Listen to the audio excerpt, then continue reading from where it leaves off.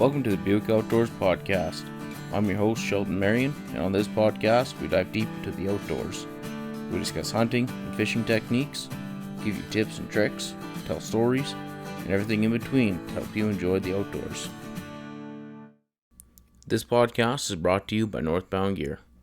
Northbound Gear is designed for maneuverability and durability and is made to last through even the toughest of elements. My go-to for their pants is the water resistance adventure pants and their lined waterproof jeans. I've worn them while out ice fishing, crawling through the woods bear hunting, and on the west coast out on the boat. And I even wear them around when I'm having a lazy day at the house. They are that comfortable. They also offer jackets, summer pants, backpacks, and many more. Men's and women's sizes are available, and by partnering with One Tree Planted, you're planting a tree with every purchase. Check them out for yourself at northboundgear.co, and when you use my promo code Sheldon15 at checkout, you'll receive 15% off your order. That's northboundgear.co and promo code Sheldon15. Hey everyone, welcome back to another Buick Outdoors Podcast. If you're new here, I'm your host Sheldon, and before we get into this episode, if you're watching this on YouTube and you want to listen to it, head over to pretty well any major podcast platform and search up the Buick Outdoors Podcast if you just want to listen to it. If you are just listening to it and you want to watch the video version, head over to our YouTube channel and there'll be a podcast playlist, as well as there's a playlist for all of our other outdoor adventures: hunting, fishing, exploring, cooking. There's a little bit of everything for everyone, and then while you're over there, don't forget to subscribe to the channel. Well, welcome back to the podcast. Today is June 21st here that I'm recording this, and so that means June's pretty well over. Up here in the north, that means our summer is about half over. We get summer for kind of June and July, and that's about it. May, it's still springtime. August, we start getting frost. And it's also kind of the start of rabbit season. Bear season opens back up. And it used to be the opening month for moose as well when we had the open season, August 15th. But since, well, that's been kind of taken away from us now. But, oh well, we're not here to talk about that. We're here to talk about our kind of harvesting and foraging season so far. Many of you know that we just wrapped up our bear camp here a couple weeks ago. I spent 3 weeks out in the northern bush here chasing bears. I got 2 bears. Blaine got 2 bears. My dad got a bear. We faced a ton of rain, and we were rained out more days than we could hunt pretty well. But yeah, so we started off pretty strong there with a bunch of bears hitting the dirt. And then this week on Wednesday, I took Shelby out to go look for a bear. We seen 3 bears, but right now the issue is that they're getting into the rut now, so they're not really on the side of the road eating grass or anything like that. They're just kind of cruising and traveling, and it's getting to be pretty hard to actually kind of do the spot and stalk with these bears now in the middle of June, just because they're cruising and they're looking for a sow. So they don't really stand still overly for too long. So yeah, we couldn't quite pull the trigger on one, but Wednesday afternoon, when it was starting to get pretty hot out, I took Shelby to an old burn spot that I know about up here, and we walked around in the trees just trying to see what was kicking around, possibly find some mushrooms and stuff. And lo and behold, we found a pile of black Morel mushrooms.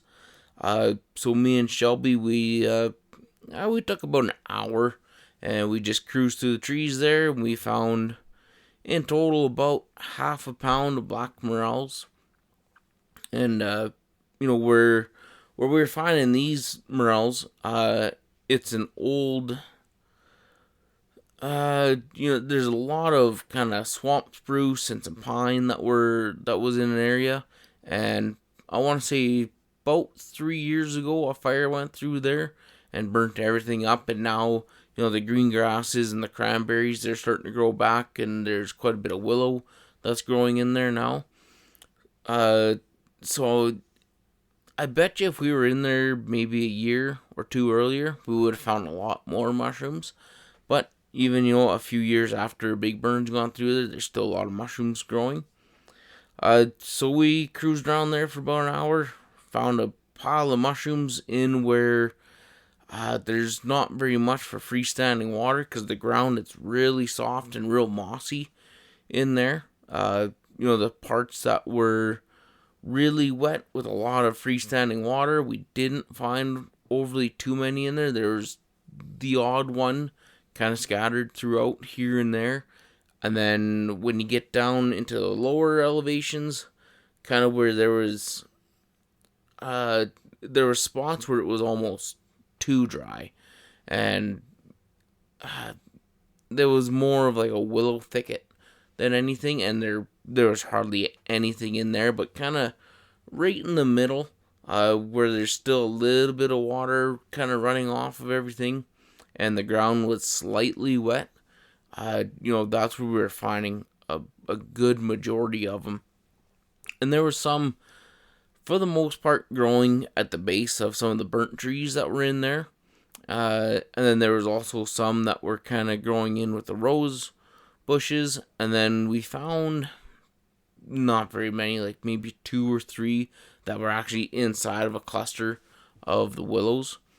But for the most part, they were kind of right at the base of the burnt spruce trees. So, if you guys are out looking for morel mushrooms, try to find a place that's been burned within the last couple of years that was all kind of the coniferous trees, and just look at the base of the trees.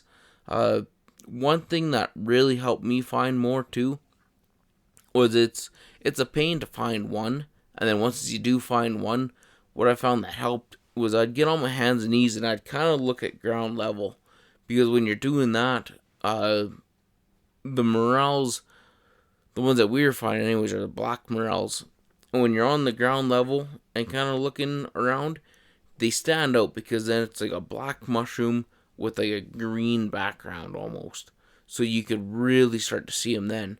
Because when you're walking around and you're looking kind of down on it, it's a blackish, brownish mushroom with a bunch of oblong shapes. So there's no straight lines or anything like that to kind of catch your eye. And then when you're looking straight down on it, like the color is almost identical to like a brownish moss kind of a thing.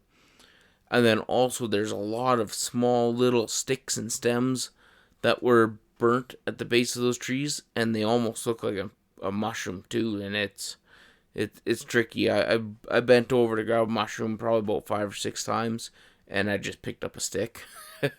Either that or the old spruce cones. They look very similar to a spruce cone as well. So if you guys are heading out to do any morel mushroom picking, hopefully those little tips help you out, and you can find a bunch for yourself as well.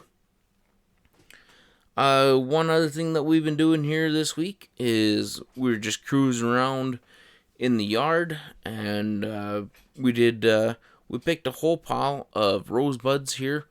Right now, it's kind of about half and half. Half of the roses are wide open and they're a full-on flower. The other half are still just a real small rosebud still. So the green leaves have opened up and the rosebuds are just starting to come through here. And pretty well we went around the yard for about half an hour, and we picked I don't know, I'd say about 3 or 4 cups of rosebuds. I got little like cheap dollar store sand castle buckets kind of a thing, and we filled it about halfway up. And then in the evening, we once we were all said and done there, we just kind of rinsed them off real quick, dried them on paper towel, and then I put them on the dehydrator last night.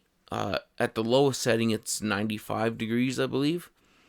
And basically just let them go for 12 hours or 13 hours. Then this morning, I made up a cup of tea.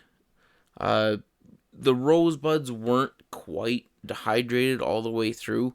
So I turned it back on. And then tonight, after the rosebuds have been in the dehydrator for probably about 24 hours in total, we'll take them out and throw them into a mason jar, and then they'll be good to go. But yeah, this morning I took probably, I want to say about a quarter cup of dehydrated rosebuds, and I had 3 cups of water boiling. Once the water started to boil, I turned it down to where it was just kind of like a really low simmer, and I threw in the rosebuds into that, and I just kind of let it steep for 8 minutes. And then after 8 minutes, I pulled all the rosebuds out, poured myself a cup of tea, and the taste it's very, very, very similar to just a straight green tea, but had just a slight kind of flowery taste to it. It tastes like the smell of a rose, which, I was hoping I would get that, but yeah. It shouldn't be a surprise that rosebud tea tastes like roses, but I wasn't too sure what to expect. Yesterday when we were picking them, I ate one raw, and it tastes like the smell of roses, but it also had like an extremely strong kind of green grass taste to it. So that's what I was kind of worried about. But this morning, once as we turned off the dehydrator and I pulled one out, I ate one out of the dehydrator, and it was the same flavor, except it was a little less of that real strong kind of green grass taste to it. So yeah, in all, it turned out very well. And then also we picked some dandelion roots yesterday as well, and we made dandelion root tea. And with that, it's phenomenal at how good that actually turned out. To pick dandelion roots, out here we have a lot of really solid like clay and packed sand kind of ground. So the dandelion roots that I was pulling out of the ground, because of the soil type that's in my yard, it was actually pretty difficult to dig them out. And then they were just small roots, like 2-3 inches long and maybe 3/8 of an inch wide, if that. Some were even like a 1/4 inch. So out here I needed quite a bit of roots to kind of make it worth our while. But then we also have flower pots out here that the dandelions kind of took over. And when you pull them out of there, it's just regular old topsoil. The bag stuff that you buy from whatever gardening center, Canadian Tire, Walmart kind of thing. And with those, because it's actually good loose soil, the dandelion root, it pulls right out, no problem whatsoever. And then with those ones though, they were very long. They were like 6 to 8 inches long almost, but extremely thin. But they still worked. Basically, we pull the dandelions. We go about a 1/4 inch down from the base, cut it off, knock off all the dirt, give them a real quick wash, and then what I did was I just kind of bundled them all up, took my knife, and I just cut them up into kind of 1/2 inch to 1 inch pieces, kind of a thing. I laid them out on a baking sheet, and I threw them into the oven at 350 degrees Fahrenheit. And for your cooking time, it varies so much. The roots that we have out here, they're just so super thin. So I put it in there for 15 minutes. And basically, once as you can kind of smell, it's almost like milk chocolate kind of a smell coming out of your oven. I opened her up after 15 minutes, pulled her out, gave her a sniff, and you can smell like that kind of milk chocolate smell. They were nice and dry, except for some of the other ones that were just slightly bigger. They weren't quite 100% dry, but we're not preserving them. We're just making tea, so I wasn't too concerned about that. And then basically I brought, again, 3 cups of water up to a boil. Once it was boiling, I turned it right down to a slow simmer.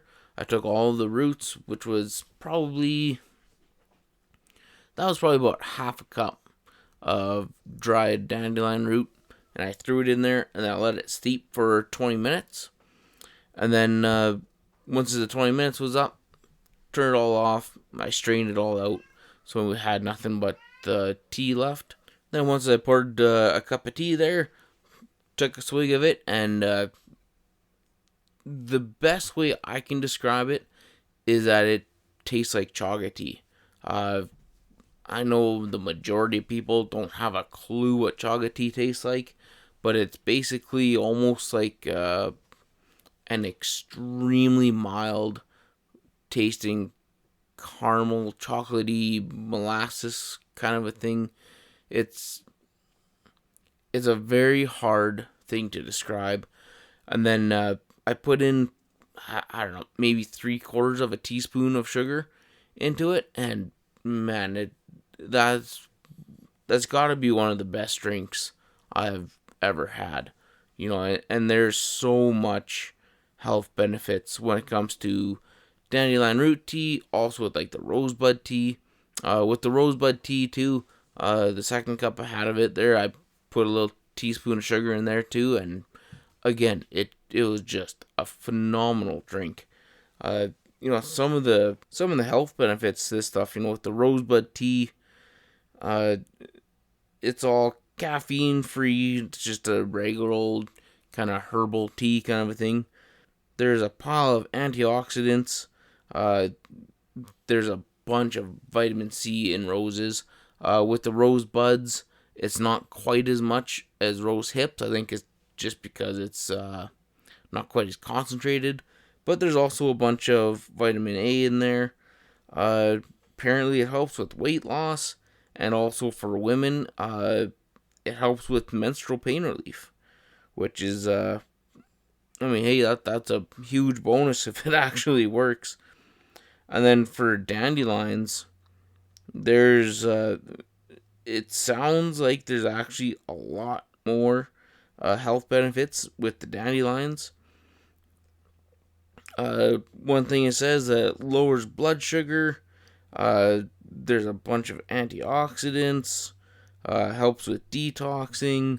Lowers your cholesterol. Promotes weight loss. Lowers your blood pressure. It's high in vitamins and nutrients. Potassium, magnesium, and calcium. Helps with urinary tract infections. It's a natural anti-inflammatory. And that one I can for sure say that it does work. I suffer hugely with gout and inflammation in both of my feet. I'm sure if you guys have watched some of my YouTube videos, every once in a while you can see me kind of not quite walking right and limping around a little bit. It's because I'm dealing with either gout in my toe, in the bridge of my foot, in my ankle, or in both feet at the same time. And, you know, I take a bunch of different random little pills and stuff from the health food store. And one of the best things that has worked for me so far has been just dandelion root tea. Shelby made it for me a few weeks ago. And the next day, put my shoe on there. And there was actually kind of room for the bridge of my foot for some reason. My one shoe on my right foot, it just tightens right up for the most part. And after drinking some of this dandelion root tea, put my shoe on and it actually fit normal for once. So that might be kind of, what do you call it, the placebo effect. It might be all in my head kind of a thing, but whatever, I'll take it. It also says that it improves your immune system. it says that it lowers your risk of cancer, but I don't really like promoting that kind of stuff. It kind of gives you almost like false hope kind of a thing, you know what I mean? So yeah, take that one with a grain of salt. Uh, says shortens the lengths of flu, improves skin health, promotes gut health. So there's a pile of good stuff with dandelions, but I think for the most part, you get all the same health benefits just from eating natural foods, whether it's dandelions, roses, huckleberries, blueberries, cranberries. You know, it's all just natural plants, natural ingredients, and it's all just better for you. Plus, it grows out here in the wild where there's no chemicals, pesticides, herbicides. There's nothing like that. So your body doesn't have to digest the herbicides that are on it before it digests the plant. It just goes straight to work on the plant, and you get the full benefits of it too. Plus, when you pick it out here, you pick it, it goes in your fridge, or you pick it and it goes straight to your mouth kind of thing. You eat it right away. There's nothing sprayed on it for it to last, the trip from Mexico to northern BC kind of thing. There's no waxy coatings or anything like that. So, just in general, it's a wild edible, so it's going to be better for you. Plus, it is kind of like, fruits and vegetables. They have, natural immunity boosters and stuff in them. Like, a lot of stuff is jam-packed with vitamin C, and, it doesn't take a scientist to tell you that, fruits and vegetables and wild edibles that have a lot of vitamin C are going to do great things for your body, including, shortening the flu symptoms. It's because you have a healthy immune system. But, yeah. Coming up here, what's next is basically, I think kind of soapberries will be the next one that we can go out and pick. They typically ripen up kind of mid-July. They're slightly earlier than the blueberries and huckleberries and all that stuff. And soapberries, they're not exactly a real common berry. Basically, they look like a high bush cranberry, except they kind of have like white dots on them, kind of a thing. And I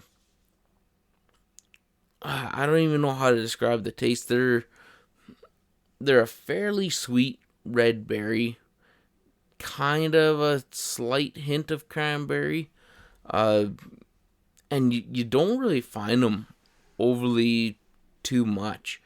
I don't even really know how to describe their habitat or the range.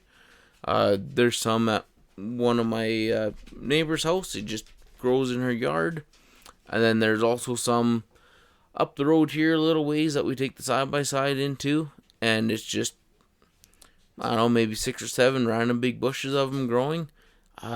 There's no rhyme or reason why they grow there, or other than, it's kind of like the same habitat almost as cranberries, really. It's a mixture. It's a mixture of poplar trees and spruce trees that are growing. Other than that, there's no, it's not like when you're driving down the road and you see a bunch of pine growing with sandy soil and you go, yeah, there's a spot for blueberries. Where they grow, it's a mystery to me. But maybe what I'll do one of these days is I'll grab my Morel herbal book, look up soapberries in there, and then kind of get a better idea on where they grow. And then basically after that, we gotta wait till about mid-August for the blueberries and huckleberries and raspberries. Around here, I have probably 3 spots that we can pick blueberries. Uh, One, the road might be in too bad of condition now. There's a lot of areas around here where a lot of the roads are just kind of getting washed out and they're not being kept up to par, kind of a thing, because a lot of the gas wells out here are getting all shut in, or they have been shut in for many years. So just the roads are deteriorating. But I might be able to take the side by side in there. Uh, Huckleberries. There's not much for huckleberries around here. I know several spots up the highway, around kind of mile 135 kind of country. Um, and then raspberries. For the last few years, for some reason, where there used to be a lot of raspberries, just close to the house here, uh, the bushes grew and the leaves grew, but there was no berries. So I don't know if maybe a bear's getting into them really quick, but yeah, the stuff that's right close to the house, for whatever reason, there hasn't been too many berries growing on those bushes, but there still is quite a bit of raspberry bushes. It's a bit of a drive, probably 30, 40 kilometers away, that we can go to. It's just one stretch of road where it's just like a 2 kilometer stretch, and there's just raspberries the whole length of the way on the one side. So we can head in there and pick raspberries. And then as for fishing goes this year, I was wanting to do quite a bit more river fishing this year. But the conditions right now just are not in our favor. Uh, we've had a ton of rain, which is making the rivers just dirty as ever. But then also up in the mountains, there's still a pile of snow on the mountaintop, so they haven't, the snowpacks haven't melted off yet. So I really don't think we'll be fishing in the rivers until probably late July, kind of a thing. Maybe even into August, kind of depending on if it keeps snowing up on top, kind of a thing. But yeah, hopefully hopefully the rivers clear up here real soon so we can get out there and start doing some fishing. Unfortunately, I don't know if we're gonna be able to do overly too many trips to the river. We might be able to take the holiday trailer out and spend a week out there and just kind of fish every day as long as it doesn't rain on us. But so far this year, it's been an extremely wet year. But we'll see when the time comes. We just kind of take her week by week, kind of a thing, and hopefully the weather starts to cooperate a little bit better. During bear season there, it rained more days than it didn't, and that made things a little bit hard. But with all the rain, it should make a really good berry picking season. It'll rain like crazy, and then the sun comes out, and it's plus 23 to 25, kind of a area for a couple of days. Typically, when you have kind of hot weather like that, after a good bunch of rain, the berries do very, very well. So I know last year it wasn't overly too good for berries. It was just extremely hot and no rain. So maybe this year, with the rain and the heat, we'll have a much better year for berry picking. And seeing how our summer is basically kind of half done, maybe not quite half done, but it's getting close.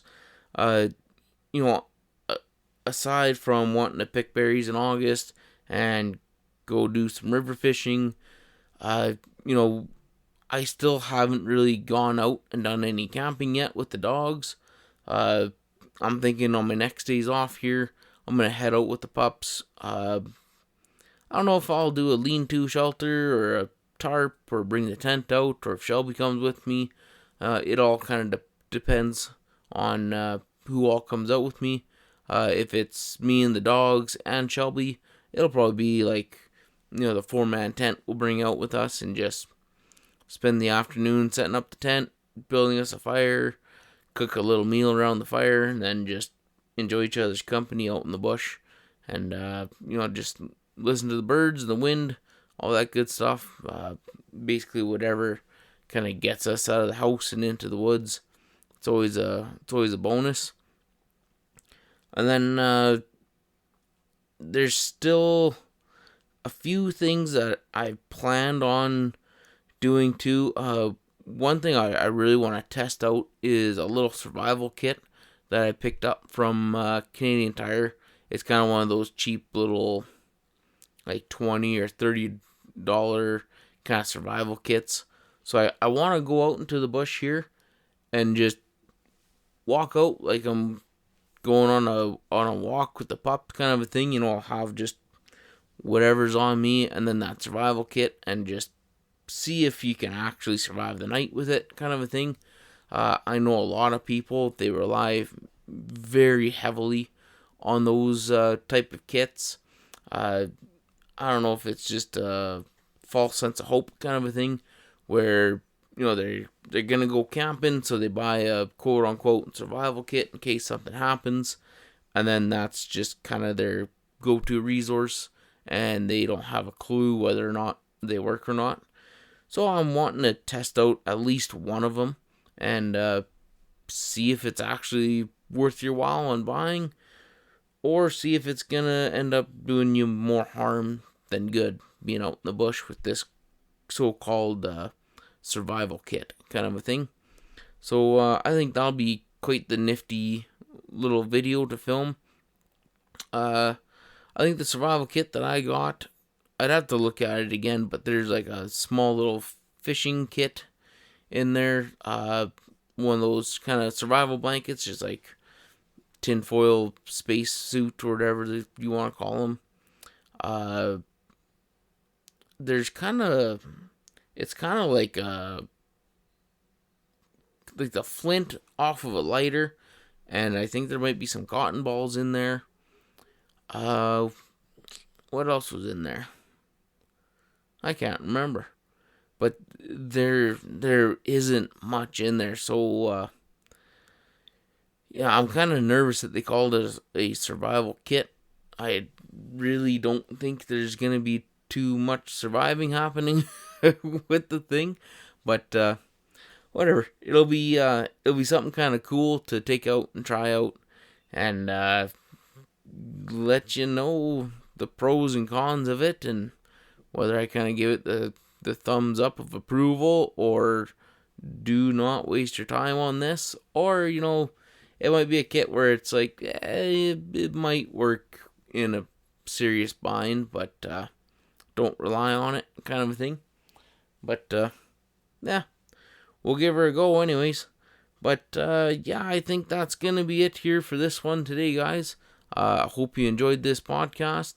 If you're watching this, make sure you hit the little like button, leave us a comment or two, ask a question. Maybe one of these days I'll do like a Q&A podcast. I just need enough questions kind of lined up to make it worth our while.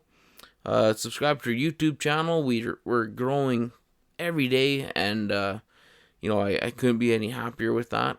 If you're just listening to this, maybe leave us a review or share it with somebody. Get our name out there so we can keep kind of continuing to grow on both platforms. And yeah, hope you enjoyed this one, guys. We'll catch you on the next one.